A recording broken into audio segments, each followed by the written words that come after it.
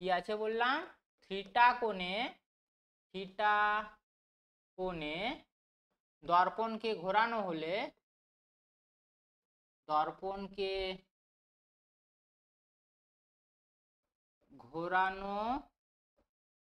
হলে প্রতিফলিত রশ্মিদ্বয়ের মধ্যবর্তী কোণ হবে প্রতিফলিত রশ্মিদ্বয়ের মধ্যবর্তী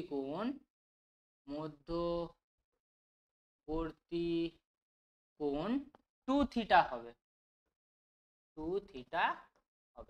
এটা আমাকে প্রমাণ করতে হবে, এটা আমরা প্রমাণ করব। খুবই ইজি প্রমাণ, একটু শুধু ধৈর্য ধরে দেখবে। কি বললাম, খুবই ইজি প্রমাণ, শুধু তোমাকে একটু ধৈর্য ধরে দেখতে হবে। দেখো কেস দেখো, একটা দর্পণকে যদি থিটা কোণে বাঁকানো হয়, অর্থাৎ একটা দর্পণ এরকম ছিল, দর্পণটাকে তুমি এরকম করেছো, দেখো এইরকম যখন ছিল এইরকম যখন করবে আপতিত রশ্মির কোনো চেঞ্জ হয়নি, যে অ্যাঙ্গেলে পড়ছিল সেইভাবেই পড়ছে, শুধু কিটা চেঞ্জ হয়েছে, এখানে বাঁকানোর ফলে নর্মালটা চেঞ্জ হয়েছে আর প্রতিফলিত রশ্মিটি।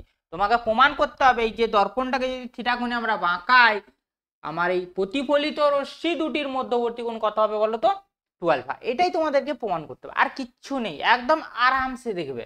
ওকে, খুবই ইজি এটা। তো প্রথমে আমরা না নামকরণ করে নেব। ধরে নাও এটা এ, সরি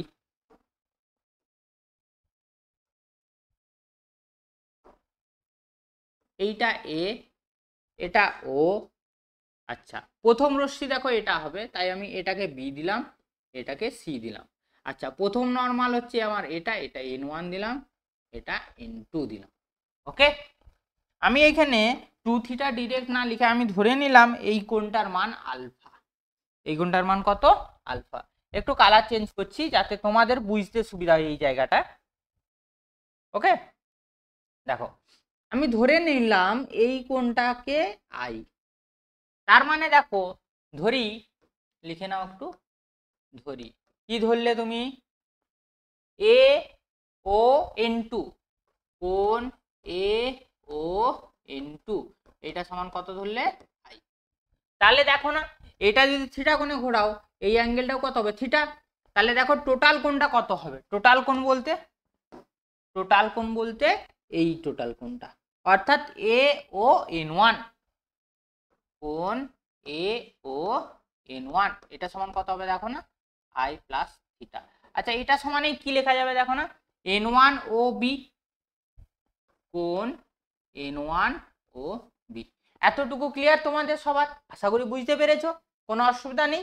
দেখো এরপরে আর একটা আমরা মজাদার ট্রিক্স এইখানে ইউজ করব।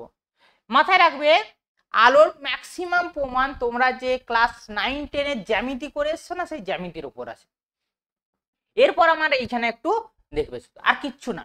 দেখো আমার এটা থিটা, দেখো এইটা যদি আই হয়, আমার দেখো না এই পোর্শনটা কত হবে, আই, হ্যাঁ কি না? আমার যদি এটা আই হয়, এই পোর্শনটা কত হবে, আই, তাহলে এই পোর্শনটা কত হবে তোমাকে বের করতে হবে। এই পোর্শনটা দেখো না, এইটা যদি থিটা হয়, আমার এইটুকু অ্যাঙ্গেলটাও কত হবে, থিটা। টোটালটা যদি আই হয়, এই পোর্শনটা কত হবে, আই মাইনাস থিটা। তাহলে এই পোর্শনটা কত পেলে দেখো না, আই মাইনাস থিটা। তাহলে দেখো অতএব কোণ n1 ও সি, n1 ও সি এটা সমান কি লেখা যাবে দেখো, এই টোটালটার থেকে আমি এইটুকুটা বাদ দেব, অর্থাৎ কি, কোণ n2 ও সি, n2 ও সি, ইয়েস n2 ও সি মাইনাস কোণ n2 ও n1। তাহলে এই পার্টটা মানে দেখো কত, n2 ও সি মানে কত দেখো, n2 ও সি, n2 ও সি এটা মানেই কত দেখো, এই পার্টটা, এটা যদি আই হয় এই পার্টটা কত হবে, আই। তাহলে এটা কত হয়ে গেল দেখো, I minus n2 O n1 মানে কত দেখো, থিটা। আসছে, এরপরের স্টেপটা মন দিয়ে দেখবে, এরপরের স্টেপটা মন দিয়ে দেখো। দেখো এই আলফা বের করতে হবে, আলফা সমান তাহলে লিখে দাও, আলফা সমান, দেখো আলফা সমান কি করব, এইখানে মন দিয়ে দেখবে, হ্যাঁ আলফা এটা, তাহলে দেখো না এই যে টোটাল কোণটা, এই কোণটার থেকে যদি আমরা এই কোণটা বিয়োগ করি তাহলেই তো অ্যান্সার। এই টোটাল কোণটার থেকে যদি আমরা এই কোণটা বিয়োগ করি তাহলেই তো অ্যান্সার। তাহলে ওটাই করো, যেটা বুঝেছো ওটাই করব, এতটুকু এদিক ওইদিক করব না। দেখো আলফা সমান তাহলে কি লেখা যাবে, এই কোণটা, এই কোণটা মানে কত n1 ও b, কোণ n1 ও b মাইনাস কোণ, কোণ কত হবে দেখো না n1 ও c, n1 ও c।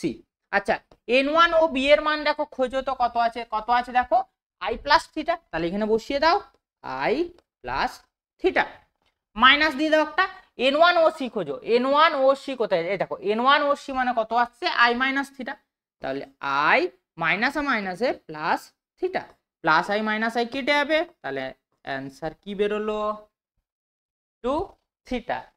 তার মানে দেখো কোনো দর্পণকে যদি তুমি 10 ডিগ্রি অ্যাঙ্গেলে ঘোরাও, কত ডিগ্রি বললাম 10 ডিগ্রি, তার মানে প্রতিফলিত রশ্মিটি কত ডিগ্রি অ্যাঙ্গেলে ঘুরবে বলো তো 20 ডিগ্রি।